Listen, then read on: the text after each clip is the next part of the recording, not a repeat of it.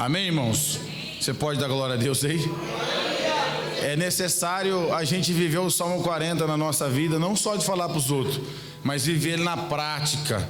Viver o Salmo 40, só vir pregar e descer, é facinho.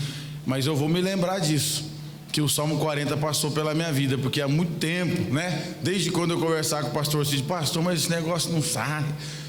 Houve um trabalhar de Deus muito grande e o Senhor nosso Deus está sendo glorificado nessa noite aqui, amém, irmãos? Deus quer ver no tempo da espera a mesma fé.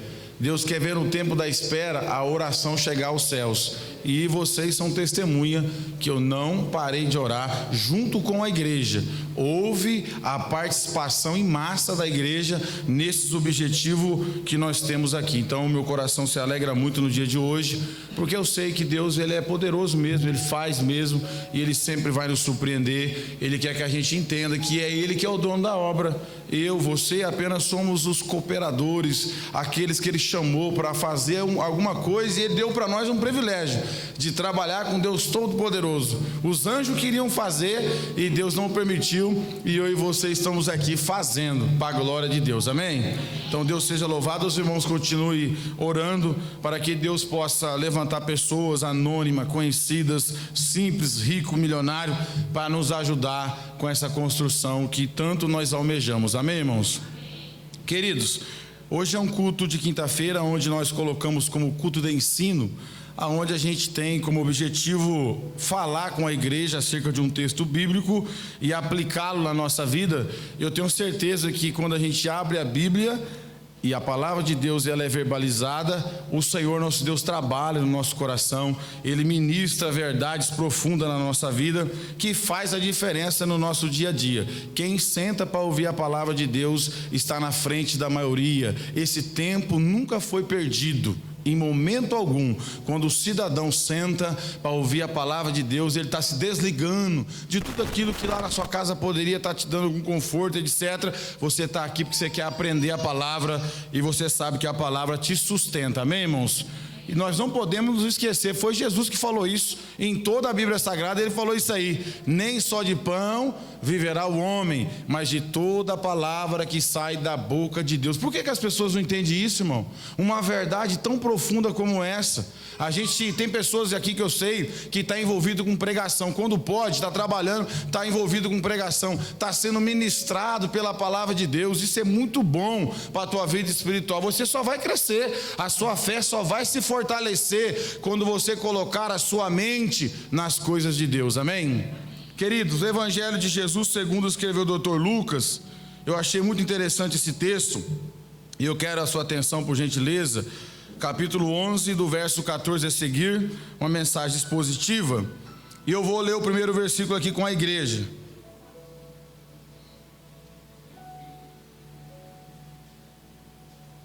Dobre a sua atenção. Estava ele expulsando um demônio, o qual era mudo, e aconteceu que, saindo o demônio, o mudo falou, e maravilhou-se a multidão.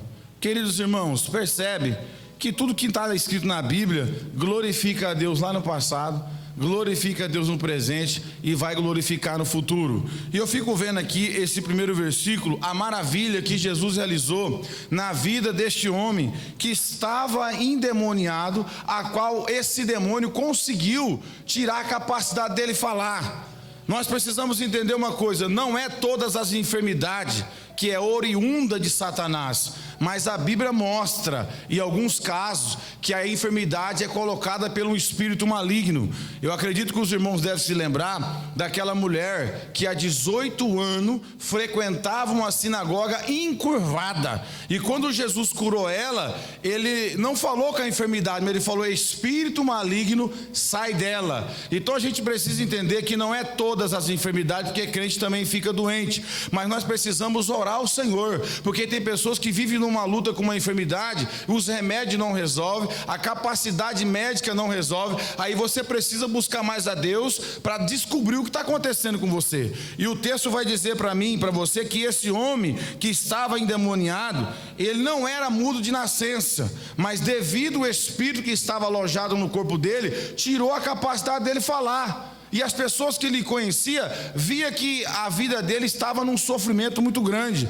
E o texto vai dizer para nós, estava ele expulsando um demônio, o qual era mudo. E aconteceu que, saindo o demônio, o mudo falou, e maravilharam-se a multidão. Ou seja, esse homem não era uma pessoa anônima, ele era conhecido, porque a multidão se maravilhou, porque tinha conhecimento do seu estado de sofrimento. Quem está me ouvindo? As pessoas que viu Jesus colocando aquele homem em libertação tinham conhecimento do seu estado, por isso eles se maravilharam e se alegraram. É um sentimento muito gostoso quando a gente tem conhecimento que a pessoa era escrava, era perdida, estava na mão de Satanás, mas o poder da palavra, o poder do evangelho transforma esse indivíduo e a gente se alegra. Eu lembro dele, ele bebia, ele fumava, ele roubava, ele vivia uma vida tão triste, mas hoje é um homem de Deus, mas hoje é uma mulher de Deus. Você vê as pessoas do bem, as pessoas de Deus glorificando a Jesus quando ele coloca em liberdade alguém que estava oprimido. Isso é maravilhoso, irmãos. Eu vou fazer a pergunta aqui para você. Você tem se alegrado com as pessoas que têm se libertado do pecado, as pessoas que têm se libertado das mãos de Satanás e hoje faz parte do corpo de Cristo, está na mesma caminhada comigo, com você? Nós temos que ter esse sentimento no nosso coração de alegria, de gozo, como aconteceu com essa primeira multidão aqui. Eles se maravilharam. Esse sentimento tem que estar no coração do crente, irmão, mesmo que não é da nossa igreja, mesmo que você não conheceu. Só o fato de você saber que a pessoa estava perdida e foi achada, o seu coração deve se alegrar. Quem está me ouvindo, diga amém. Se você não se alegrar com a libertação do seu irmão, você não sabe o que é reino. Se você não sentir prazer com a libertação do próximo, que também estava na unha de Satanás, o seu coração não está alinhado com o de Deus, porque é tão gostoso, irmão, você encontrar alguém que estava perdido e foi achado. O nome está escrito no livro da vida, recebeu libertação, recebeu restauração. Só que o texto vai nos dizer que, infelizmente, não tinha só essa multidão lá, existia outro grupo de pessoas. Olha só o verso 15.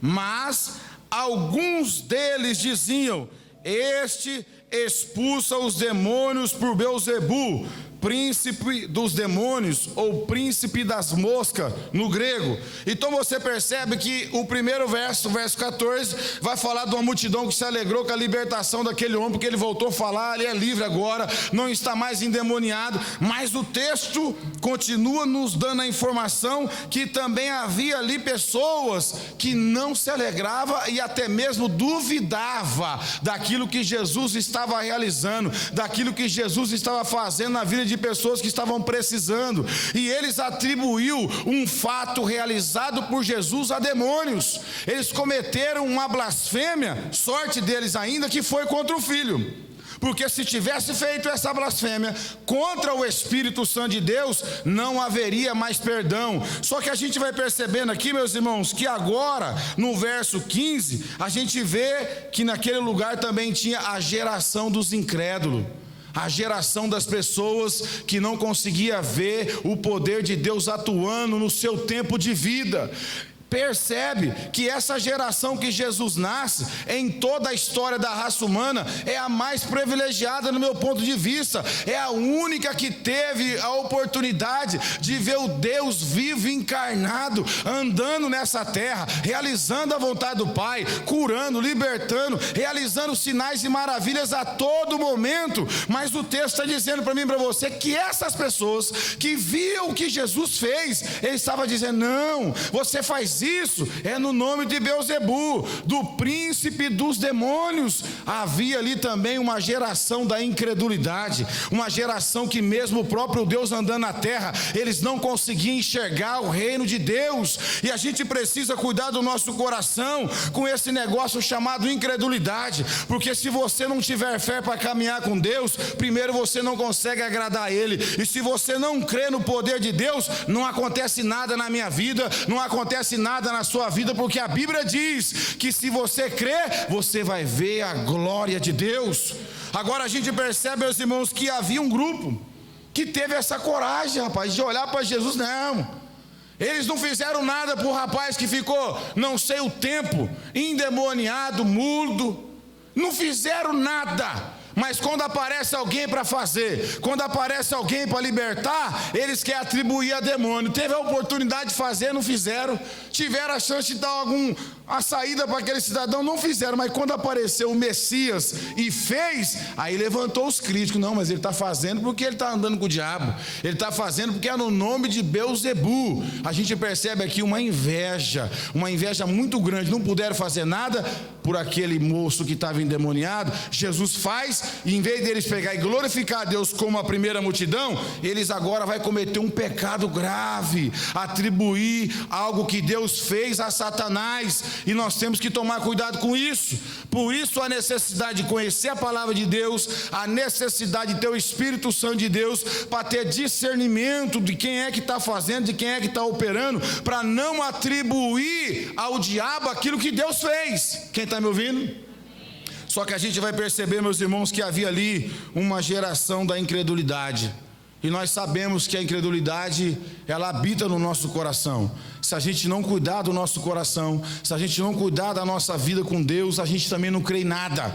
A gente vem para o culto, volta para casa, participa da Santa Ceia, faz parte do corpo de Cristo, mas no individual, muitas pessoas não crê. Muitas pessoas ainda têm incredulidade no seu coração. E esse texto me chama a atenção, que quando a incredulidade entra no coração de alguém, também perde a visão e começa a cometer pecados absurdos. Eles tiveram a coragem de dizer para o Filho de Deus, o Todo-Poderoso, que aquilo que ele estava fazendo era a atuação do demônio.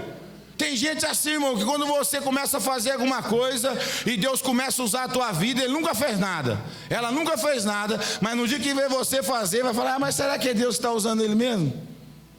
Será que é Deus que está usando aquela irmã? Teve a oportunidade de fazer, não fez. Deus te deu também a mesma oportunidade.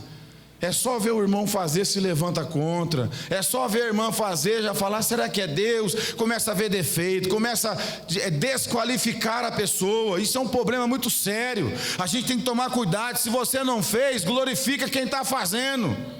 Se você não está fazendo, peça para Deus te levantar para fazer, mas não critique nem atribua aquilo que é o Espírito Santo de Deus está fazendo a demônio, porque o verso 15 está dizendo isso. Os camaradas viu, o mudo foi liberto de demônios, começou a falar, uma parte da multidão se alegrou, mas aí tinha outro grupo dos incrédulos dizendo: ah, é demônio. Gente, nós temos que tomar cuidado com isso, porque talvez a gente vai ver pessoas sendo usadas por Deus que a gente até não vai muito com a fachada dele. Isso é natural como ser humano, a gente não tem afinidade com todo mundo, mas temos que tomar cuidado. Não é porque você não vai com o jeito do irmão, da irmã, que você tem que falar que é o diabo. Toma cuidado, presta bem atenção, porque esses homens cometeram um pecado contra o Filho de Deus, atribuindo algo que ele realizou, algo lindo na vida daquele homem que estava preso, que não podia se comunicar com ninguém. Imagine a alegria dele, meus irmãos. Ele não nasceu daquele jeito, não. Satanás conseguiu tirar dele a capacidade dele falar, e agora ele está podendo falar, ele está podendo se locomover de uma forma feliz, livre. E mesmo assim tinha gente falando que era o demônio que fez aquilo. Que tomamos cuidados, que a gente possa dobrar a nossa atenção, a nossa visão, antes de abrir a nossa boca, não falar que é demônio que está fazendo.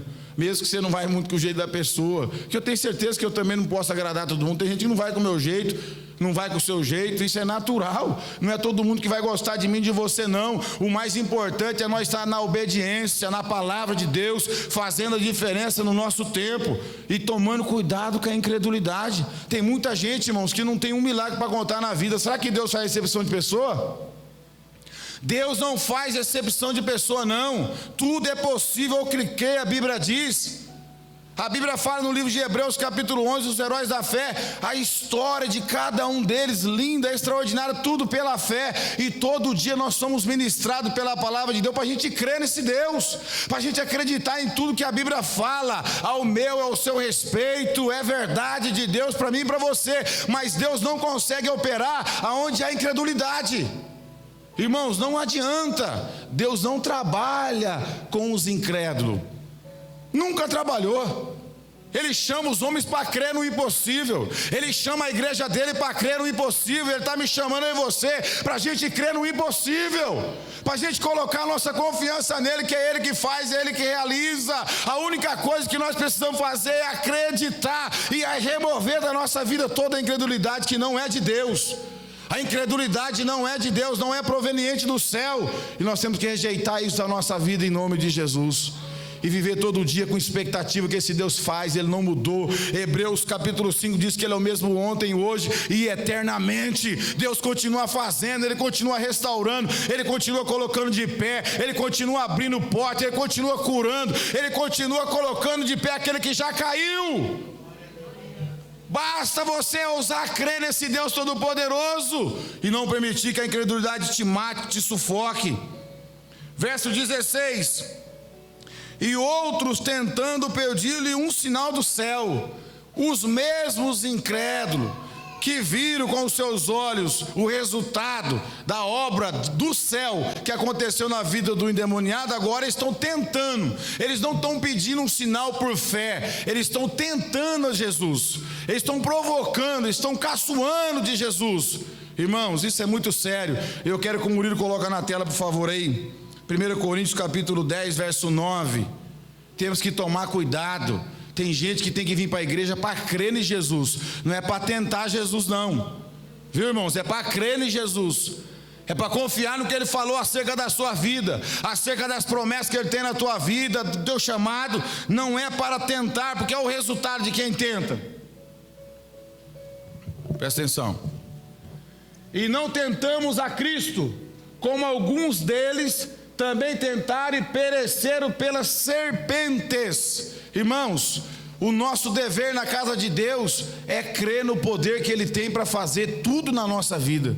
Nós não podemos ficar com essas provinhas como esses incrédulos. Já tinha visto um sinal maravilhoso, uma parte das pessoas glorificou a Deus, mas eles estavam atribuindo a demônio. E qual é a credibilidade que uma pessoa dessa tem para pedir um sinal para Jesus, se alguns minutos estava dizendo que o que ele estava fazendo era proveniente de Beelzebu? Mas agora esse mesmo grupo de incrédulos, eles vão mais além, agora eles vão provocar. Não, então me dá um sinal. O incrédulo é assim, irmão, ele não consegue acreditar nem no ar que ele respira.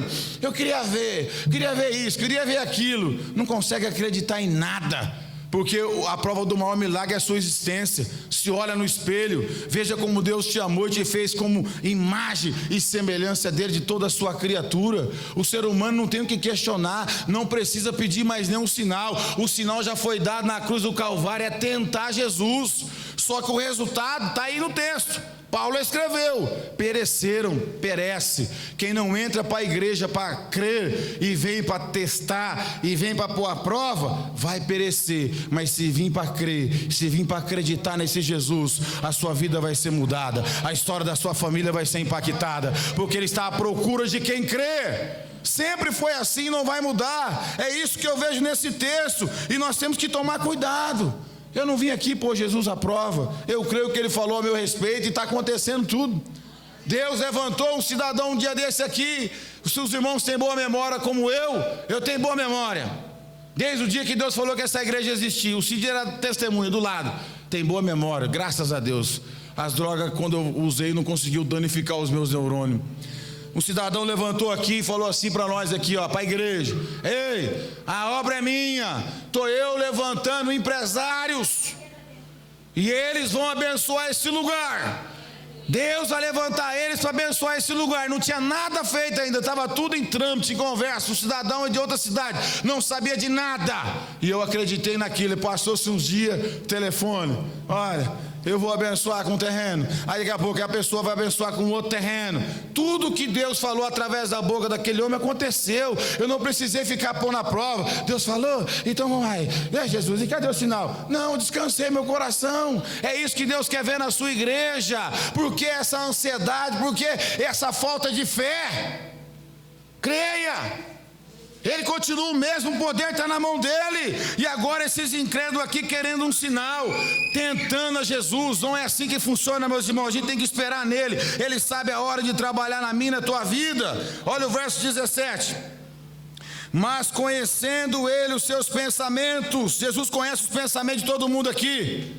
viu? Por isso que você tem que prestar atenção no que você fala. Ninguém consegue enganar a Deus. A Bíblia diz, antes mesmo de a palavra vir à boca, Ele já sabe o que a gente vai falar. Por isso a gente tem que ter um pensamento verdadeiro, honesto, diante de Deus. Não se aproximar dEle só com as nossas palavras. Porque a Bíblia diz em Isaías 29:13, esse povo se aproxima de mim só com os seus lábios, mas o seu coração está longe de mim, diz o Senhor dos Exércitos. Como esses cidadãos aqui, estava querendo pôr Jesus à prova, não creu na cura, na libertação daquele endemoniado, não creu em nada e agora quer sinal? Como que uma pessoa que não ora, que não busca, que não crê na palavra quer sinal? Não tem sinal para esse povo não, irmão. Sinal só tem para os que crêem, para os que esperam. Aí você pode ter certeza que vai ter sinal. O verso 17 me chama a atenção, vou repetir para os irmãos que esse verso é muito importante. Mas conhecendo ele os seus pensamentos, disse-lhe: todo reino dividido contra si mesmo será assolado, e a casa dividida contra si mesmo cairá. Jesus está dizendo que, ei, preste bem atenção, como que eu vou realizar essas coisas aqui, em nome do diabo? Então o reino dele está dividido? Então ele não tem uma hierarquia, não tem uma organização, sendo que a Bíblia diz que os filhos das trevas são mais prudentes do que os filhos da luz. Satanás trabalha em perfeita harmonia entre eles. Há uma hierarquia estabelecida. No reino das trevas eles falam a mesma língua. E quando Jesus fala que uma casa dividida não vai subsistir, aqui tem um grande ensinamento. Por que você vê hoje muitos casais se separando? Casa dividida, não fala a mesma língua, não tem o mesmo propósito, o mesmo objetivo. Uma família, uma casa que está dividida é só contenda, batalha e guerra. Você só aparece lá para separar a briga. Não há harmonia, não há gozo, não há alegria numa casa dividida. Mas quando existe a unidade, uma só fala, um só propósito, o diabo não consegue derrubar essa casa. Então Jesus está dizendo aqui para mim e para você que um reino dividido, ele não vai permanecer de pé. E a gente percebe que é uma verdade. Uma igreja que não é unida, ela não avança. Uma igreja que não fala a mesma língua, os irmãos que não estão no mesmo propósito do pastor, não consegue fazer nada, não ajuda ninguém, não coloca ninguém em liberdade. Mas se for uma igreja desunida, uma igreja que toda hora tem racha, o diabo está rindo na cara desse lugar, porque um reino dividido não subsistirá. Quem está me ouvindo? Não participa desse negócio na sua vida não, irmão. Foge disso. Foge desse negócio de rachar, de dividir. Escapa com a sua vida desse negócio. Não participa disso aí não. Se alguém te chamar para dar conselho, para separar, para largar, foge desse negócio. Não pertence para mim e para vocês. Nós somos o povo de Deus. O povo de Deus não racha, não divide, não faz nada. O povo de Deus permanece unido. E nós temos exemplo disso. Quando a igreja está no mesmo objetivo, os jovens não tem divisão, no círculo de oração não tem divisão, nos obreiros não tem divisão, Deus é glorificado na igreja.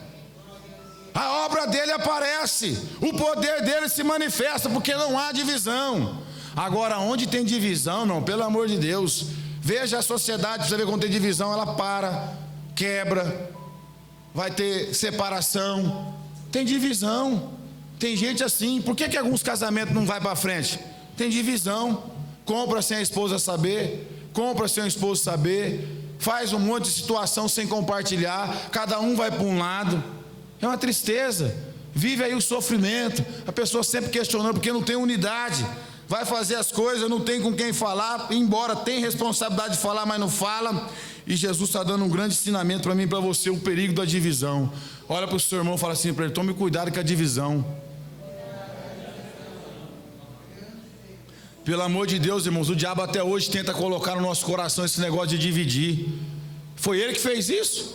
O que ele fez? Se rebelou contra o Todo-Poderoso e desceu com a terça parte. Ele é habilidoso para fazer isso, e faz isso faz tempo. Sempre onde ele coloca a divisão, ele estraga uma família, ele estraga uma igreja, ele estraga uma amizade, ele estraga uma sociedade que ia dar certo, mas entrou a divisão, uma casa dividida. Cuida da sua vida, da sua casa, da sua família. Não deixa entrar divisão não. Quando você perceber divisão, ora, chama o esposo, vamos orar. Nós não estamos falando a mesma língua aqui, nós estamos brigando, nós estamos dando errado aqui, não está certo. Não disputa não, chama e vai orar para repreender a divisão, porque quando começa a aparecer a divisão, o diabo encosta. É aqui que eu vou fazer morada, está dividido. E o texto que fala, não sou o pastor Alessandro não, vamos ler a parte final do verso 17, olha lá, ó. Disse-lhe: todo reino dividido contra si mesmo será assolado, e uma casa dividida contra si mesmo cairá. Está dividido lá, irmão? Não está falando a mesma língua não, então vai cair. Ah, pastor, está profetizando? Não, está no texto. Não estou profetizando nada, está escrito aqui. Se não tiver unido na oração, se não tiver unido na hora de comprar, na hora de pagar, porque de vez em quando as brigas do casal é assim, na hora de comprar é um, depois na verdade na hora de comprar é os dois, e na hora de pagar é um. Aí dá uma guerra, entra uma batalha. Não, foi você, e começa a dividir. Aquilo que era para ser bênção passa a ser maldição. Aquilo que era para ser gozo entre o casal começa a sair as mordidas na canela. Aí o inimigo vê, irmão, porque o diabo, a Bíblia quem diz, 1 Pedro 5,8: vosso adversário, o diabo, anda rugindo ao vosso derredor, buscando a quem possa tragar. Eu te pergunto, se tiver rachado lá, ele entra ou não? Se tiver rachado lá, a comunhão do casal, da família, ele entra ou não? Ele entra, irmão, porque já deu a legalidade, já abriu a porta para ele entrar. Depois vem oração e vem gente tentando ajudar, mas vai colher as consequências porque não teve unidade. Então cuidado com a divisão, não divida ninguém na igreja. Quer sair, sai sozinho, não leva ninguém. Você quer sair do grupo, sai sozinho, não leva ninguém. Quer deixar de ser pastor, deixar de ser obreiro, sai sozinho. Quer deixar de ficar no grupo de jovens, sai sozinho. Quer parar de participar das irmãs, sai sozinha. Não arrasta ninguém com você não, que isso é pecado. E não vai dar certo. Deus vai trazer juízo para quem divide. Sempre trouxe. Eu guardei meu coração até o dia de hoje. 10 anos que eu estou aqui, irmãos. Como ser humano já passou na cabeça. Já ouvi vozes. Falei, não, dividir não é de Deus. Se não me quiserem, vão me colocar para fora. Mas dividir eu não divido. Não divido igreja. A igreja não pode ser dividida. Amém, irmãos? Não divida, cuidado com a divisão. Verso 18: e se também Satanás está dividido contra si mesmo, como subsistirá o seu reino? Pois dizeis que expulsa os demônios por Beelzebu. Jesus faz uma pergunta lá para os incrédulos: como? Que Satanás vai estar dividido, vai estar em confusões, não estão brigando lá e é tão organizado, irmão. Veja o que o diabo está fazendo com o mundo. Olha para o mundo. Veja o que Satanás tem feito com as nações. Veja o que Satanás tem feito com a classe política, com a sociedade, com as famílias, com os jovens, em forma geral, com o homem. Eles atacam em todas as camadas da sociedade, cada um no seu propósito. Você vai na corrupção, você vai na pornografia, você vai na violência, você vai nos vícios. Todos eles trabalham focado, cumprindo um protocolo e uma ordem só do príncipe deles, organizado. E é verdade, uma coisa organizada é difícil de cair. Percebe? Uma cidade organizada, um país organizado, uma família organizada, uma empresa organizada, que todo mundo fala a mesma língua, rapaz, ela cresce, ela prospera, não há briga, não há desentendimento, todo mundo sabe o seu papel. Quem está me ouvindo? Então Jesus faz uma pergunta: o reino dele porventura está em conflito, está rachado? E não é assim. Eles falam a mesma língua e têm o mesmo propósito, e nisso nós perdemos o reino do diabo. Você vê igrejas atacando uma outra, irmão atacando um outro. É o mesmo Deus, a mesma Bíblia, mas não fala a mesma língua. Eu sei que existe ministérios diferentes, mas crente não pode estar atacando o outro. E de vez em quando a gente comete esse pecado. De vez em quando, se a gente não prestar atenção, a gente está dividindo a igreja com a nossa boca. Não, é isso e aquilo, rachando a igreja. A gente falha nisso. Tem que pedir perdão para Deus nos ajudar. Não é o nosso papel fazer isso. Já tem um diabo, irmão, para fazer isso. Quem é que racha? É o diabo. Só não deixa ele te usar, por favor. Não deixa ele te usar, não. Ele já faz isso, já é o trabalho dele. A gente tem que vigiar e não permitir que isso aconteça. Jesus faz essa pergunta para eles. E no verso 19: e se eu expulso os demônios por Beelzebu, por que os expulsam vossos filhos? Eles, pois, serão os vossos juízes. Presta atenção aqui, eu vou estudar isso aqui. Jesus está dizendo: ó geração incrédula, os seus filhos vão usar o meu nome e os demônios vão sair por causa do meu nome na boca deles. Só que detalhe, lá no grande trono branco, no dia do juízo, eles vão te julgar. Jesus está falando isso para aquela geração, os seus filhos, presta atenção no texto.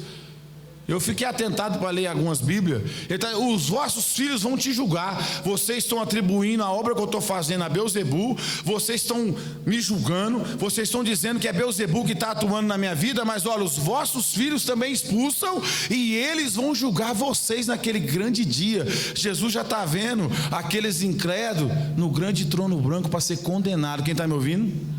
Jesus tem a presciência, Ele é Deus. Ele está falando: olha, eu já estou vendo vocês lá no grande trono branco. Quem vai julgar vocês vai ser os vossos filhos. Olha que sentença, irmão. Que sentença terrível. Você está vendo o que sobra para quem não crê? Para quem vive na incredulidade, não crê não. Estou cansado de esperar em Deus. Esqueceu do Salmo 40. Tem gente que esqueceu do Salmo 40, né? Ele só quer pegar a parte de firmou os meus pés sobre uma rocha, colocou um novo canto na minha boca, e a parte boa, saiu lá do lamaçal já, né? Mas só que antes de você sair do lamaçal, tem que esperar. E de que forma que a Bíblia manda esperar? Clamando ao Senhor. Então a Bíblia está dizendo para mim e para você que os filhos daquela geração incrédula ia estar no grande trono branco para julgar eles por causa da incredulidade. Irmãos, que nós possamos, no nome de Jesus, como igreja, não permitir que nós estejamos nesse contexto aqui, no contexto de ser julgado pelos filhos ou pela nossa geração, que será testemunha contra nós. Por exemplo, essa geração nossa aqui, que não está na igreja hoje, que estão rejeitando a Jesus, o amor de Deus, lá no grande trono branco, como igreja vencedora, eu estarei com Cristo julgando as nações, e vocês também. Essa geração do nosso tempo, nós vamos julgar. Nós somos testemunha contra eles lá, dizendo: não, a igreja estava aberta, nós pregamos para você, nós evangelizamos, nós testemunhamos com a nossa vida, vocês não quiseram, porque não quiseram. Quem está me ouvindo? Assim como Jesus falou que os filhos iam ser juízes deles, nós também seremos juízes da nossa geração. Quem está me ouvindo? Isso é sério, irmão. Por isso se faz necessário pregar para os familiares seu lá.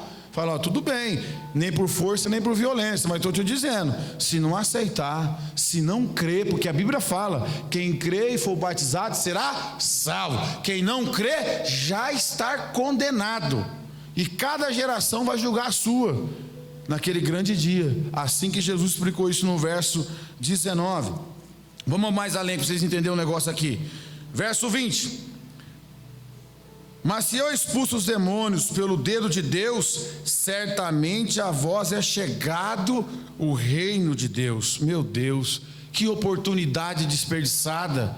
Que oportunidade desperdiçada foi daquela geração, ter ali o próprio Cristo, aquele que nasceu, meus irmãos, viveu entre os homens e não pecou. Nós não temos nenhum registro de um mau testemunho de Jesus. Só de olhar para Jesus, as pessoas já viam que ele era diferente, nele não havia pecado. João disse: eis aí o Cordeiro de Deus que tira o pecado do mundo. E aquela geração perdeu essa oportunidade, porque falou: se eu expulso então com o dedo de Deus, é chegada a vós o reino, e eles não aproveitaram. Tem gente que não está aproveitando, irmão. O reino de Deus já foi estabelecido, já foi manifestado, mas tem pessoas que não estão dando credibilidade. Tem gente que não está nem aí com o reino. E eu faço uma pergunta: nesse culto de ensinamento, o que você tem feito com a sua vida? Dobre a sua atenção. O texto fala de demônios, de gente que creu, de gente que duvidou, escarneceu, e do trono branco, do juízo final. A pergunta que eu digo para mim e para você: você tem dado credibilidade ao reino de Deus que já foi estabelecido na sua vida? O reino de Deus está diante de nós, mas o que você tem feito com a sua vida nesse reino? Qual é o seu envolvimento com esse reino? Qual é o seu comprometimento com esse reino? Qual é a resposta que você dá para Deus em relação ao reino dele, que já foi manifestado na sua vida, irmãos e irmãs? Já foi manifestado para mim e para você. O que você tem feito com a sua vida? Você está caminhando para onde? Você está dentro do reino? Ou você só está espiando o reino por lá de fora?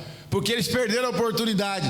Enquanto tinha pessoas que estavam dentro do reino, eles estavam pelo lado de fora do reino, ainda julgando esse reino, perdendo a grande oportunidade da vida deles. Não perca a oportunidade da sua vida de um dia você conhecer esse reino pelo lado de dentro, e eu vou conhecer você também. A igreja vencedora vai conhecer. A igreja vencedora vai conhecer o reino de Deus original, pelo lado de dentro, preparado para mim, para você, antes da fundação do mundo. Mas a pergunta é: o que você tem feito com a sua vida? Você não está no contexto de incredulidade não, né? Você não está vivendo de qualquer jeito não, né? Existe compromisso aí? Existe verdade aí? Porque é isso que o texto vem dizer para mim e para você. O reino de Deus foi manifestado a eles. Verso 21, preste atenção. Quando o valente guarda armada a sua casa, em segurança está tudo quanto tem. Quando o valente guarda armada a sua casa, em segurança está tudo guardado tem. Mas sobrevindo o outro mais valente do que ele, vencendo-o. Coloca para nós na tela, por favor, aí, Murilo, o verso 22 de Lucas 11, 22. Eu vou ler esse texto para a igreja ver. Presta atenção, meus irmãos.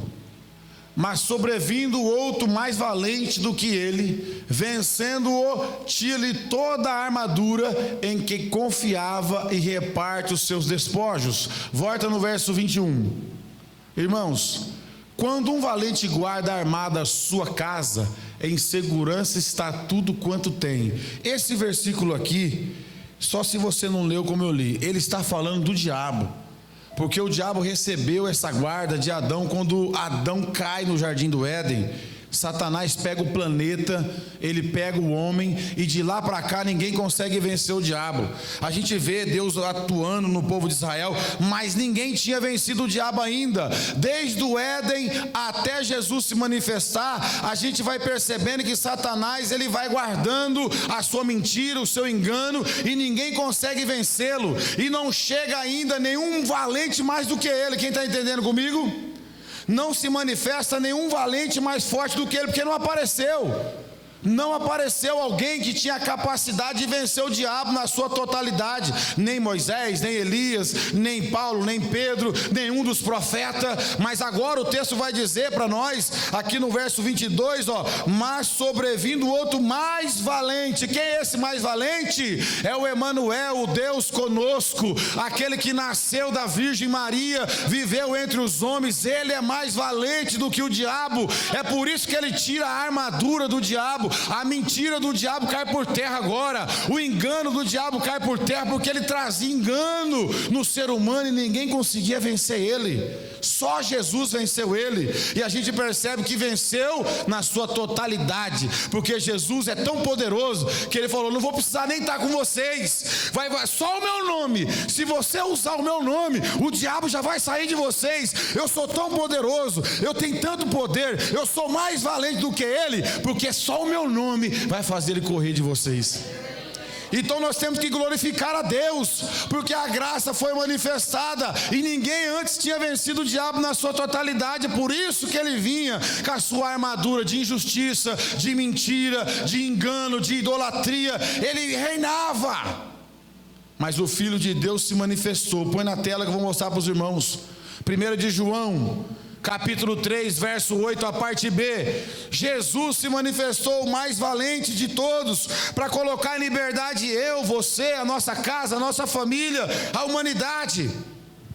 1 de João, capítulo 3, verso 8, a parte B diz assim: pois o Filho de Deus se manifestou para destruir as obras do diabo. Que obra é essa? Injustiça, mentira, feitiçaria, glutonaria, prostituição, assassinato, tudo o diabo vinha fazendo e ninguém conseguia vencer ele, irmão. Mas o mais valente chegou, aleluia. O mais valente nasceu. Deus falou que ia nascer da virgem, aquele que ia pisar, esmagar a cabeça da serpente. Ele nasceu e olha o que ele fez. Olha que é isso, esse versículo aqui você pôr na parede da sua casa, por favor. Olha só, a parte B aqui, ó. Para isto o Filho de Deus se manifestou. Para quê? Para dar banho no diabo? Não, para desfazer, porque ele já tinha feito, para desfazer as obras do diabo, todo o engano, toda a mentira que Satanás por século havia enganado muitas gerações. Agora o Filho de Deus, a luz veio ao mundo, a luz de Deus veio ao mundo, o mais valente entrou na minha vida, o mais valente entrou na tua vida. É por isso que hoje, irmão, a mentira não reina mais na nossa vida, é por isso que hoje que a injustiça não reina mais na nossa vida, porque o mais valente entrou e colocou para fora aquele que nos enganava. Quem pode dar glória a Deus por essa palavra? Você percebe que esse texto não está registrado em nenhum outro personagem da Bíblia?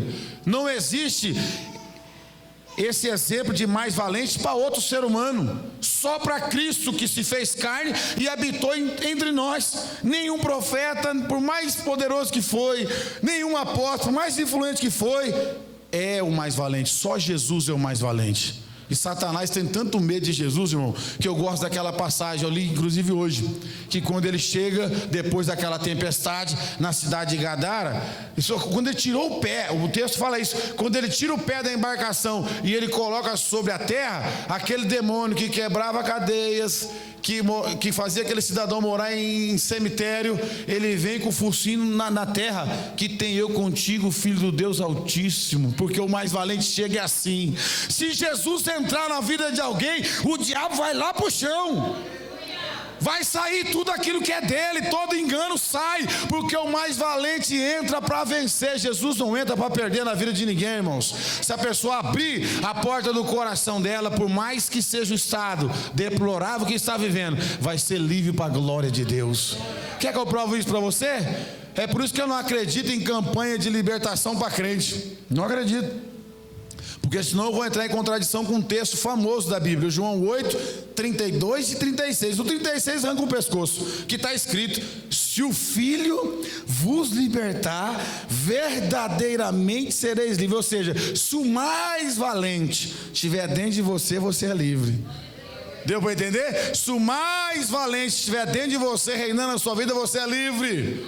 Satanás tem medo, irmão. Quando ele olha o mais valente na sua casa, ele não entra lá. Quando ele olha o mais valente na minha vida, ele não consegue embaraçar nem eu nem você, porque o mais valente está dentro de mim, dentro de você. Nós temos que valorizar isso e saber quem você é, meu irmão. Ele tinha mesmo, a sua artimanha enganou séculos e séculos. Ninguém conseguia desbaratar Satanás, expulsá-lo com autoridade como Jesus. E mesmo depois de Jesus expulsar, ele falou: eu tenho tanto poder, que é o seguinte, o meu povo vai usar o meu nome. E quando você usar o meu nome, Filipe fez isso. A Bíblia diz no livro de Atos que Filipe pregava com ousadia, com graça. E a Bíblia vai dizer que quando ele pronunciava o nome de Jesus, os demônios saíam a gritos. Saía gritando. Não aguentava o poder do mais valente na boca de um homem de Deus. É isso que nós temos que entender. Quando o diabo tentar te apavorar, lembra ele que o mais valente está com você. Lembra ele que o mais valente resgatou você do lamaçal de pecado, e hoje você pertence para o mais valente. É isso que a gente tem que levar para a nossa vida. Não dividir, não viver na incredulidade, porque é possível, irmão. Tem crente que é assim mesmo, ele vai viver a vida inteira, talvez não entra nem no céu por causa da incredulidade. Ele não crê na obra expiatória que Jesus fez. Ele não acredita. Será que um ser humano vai lá, morre com os braços abertos, derrama o sangue, perdoa essa humanidade tão terrível? Falta fé para ele. E a gente tem que tomar cuidado com isso, irmão. A gente tem que cuidar da nossa vida e todo dia levantar com expectativa em Deus. Amém, irmãos? Leva o mais valente para sua casa, leva o mais valente para sua vida, porque ele enganava lá atrás. Agora nós temos o mais valente conosco. Vamos levar o mais valente para alguém que a gente conhece. Pode perceber, irmãos, que hoje, antes de vir para a igreja aqui, infelizmente meu irmão esbravejou lá. Falando as verdades para ele, deu uma esbravejada. Eu fiquei com pena no coração, orei no particular, pedi oração, porque é o que eu falei para minha mãe lá. Falei: eu não vou desistir, vou continuar orando. Está vivo, vou continuar orando. E eu tenho fé. Se eu não tivesse fé, eu já tinha abrido mão. Mas todo dia nas minhas orações, Senhor, tem misericórdia. E esse texto me trouxe uma riqueza para o coração. E agora eu vou usar esse texto para orar também. Senhor, o mais valente vai lá. O Senhor é o mais valente que aquele espírito de engano, aquele espírito de vício, Senhor. Tem misericórdia dessa alma. Quem é o diabo a Jesus, irmão? Quem que é o diabo a Jesus? Ele não é nada. Porque Jesus, quando ressuscitou dos mortos, ele volta animado para encontrar os apóstolos. Em Mateus capítulo 28, verso 19, ele diz: olha para mim aqui. Todo mundo olhou para ele. Olha para mim de novo aqui. Não está no texto, mas eu acredito que fez isso. É-me dado todo o poder no céu, na terra. Ide, fazei discípulos de todas as nações, batizando-os em nome do Pai, do Filho e do Espírito Santo, ensinando a guardar todas as coisas que eu vos tenho dito. Está aí o segredo. Leva o mais valente para a sua vida, ninguém vai parar diante de você, principalmente se for demônio. Não tenha medo de demônio não, irmãos. O demônio tem medo do crente. Se você for um crente que não vive na mentira, no engano, tem a sua vida íntegra diante de Deus, não precisa nem chamar o pastor, pode fazer o teste lá. Eu fiz. O demônio manifestou na minha mãe um dia lá. Meu pastor morava lá perto da casa do Oswaldo. Se não me falha a memória, naquela casa onde você mora. Meu pastor Milton Daniel, que todo mundo aqui conhece. Cheguei do Curtume de madrugada, que eu trabalhei lá 4 anos e eu trabalhava trocando turno. Minhas irmãs estão aqui de testemunha, uma delas a Gisele, ela sabe disso aí. Cheguei lá, rapaz, as irmãs para fora do portão e eu já, meu Deus, era para estar dormindo esse povo. O que estão fazendo ali na frente do portão? Vai lá que a mãe está endemoniada lá. Aí eu entrei para dentro assim, o demônio deu uma rosnada. Eu te odeio! Quase que eu voltei para trás. Falei, não, mas eu sou crente. Primeira vez na minha vida que eu expulsei demônio, na minha vida foi esse dia. Mas eu sou crente, guardei o ensinamento do pastor, olhei para a bicicletinha, falei, meu Deus, daqui na Santa Terezinha, é longe. Daqui do Pereirinha lá. Falei, não, vou expulsar esse demônio, eu sou crente. Voltei, Rafael. Elas são testemunha. Voltei lá, mano, parecia o Superman, no nome de Jesus. Satanás, pega tudo que é seu e sai! Rapaz, não é que o demônio saiu, Márcio, eu fiquei tão alegre. Minha mãe voltou normal, ai, que coisa ruim, ai. E eu fui ficando alegre, falei, meu Deus, que poder que é esse no nome de Jesus? Que autoridade que é essa? O demônio saiu. Então a gente precisa entender isso. O nosso Cristo é mais valente. Usa o poder que há nele e saiba que ele é o mais valente. Isso é tudo para mim e para você. Deu para os irmãos compreender esse ensino aqui? Que Deus te abençoe, me abençoe, que nós possamos manter essa palavra no nosso coração e sempre apresentar um mais valente para alguém. Quando alguém está sofrendo, existe um valente lá, mas não é páreo para o mais valente. Amém? Deus abençoe.